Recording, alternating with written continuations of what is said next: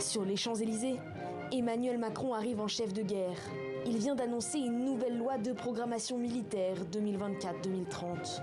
Selon lui, la France est entrée dans une économie de guerre et doit maintenant ajuster les moyens aux menaces.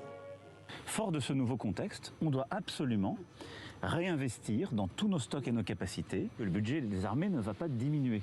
Au contraire, on voit qu'on doit pouvoir produire plus vite, plus fort, des capacités d'armement, dans l'artillerie, dans les munitions, peut-être des équipements parfois rudimentaires, d'autres très innovants, en plus grande masse et plus rapidement. Si la loi de programmation militaire en vigueur se concentrait sur la modernisation de l'équipement, depuis le début de la guerre, la France a déjà livré 18 canons César à l'Ukraine, s'amputant du quart de son stock. Mais la production ne suit pas.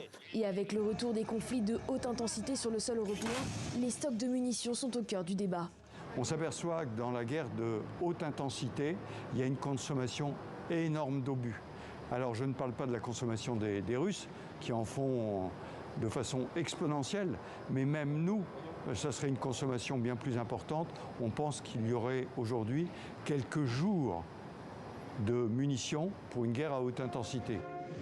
Alors que 78% des Français seraient favorables à une augmentation du budget de l'armée, il atteindra 44 milliards d'euros en 2023.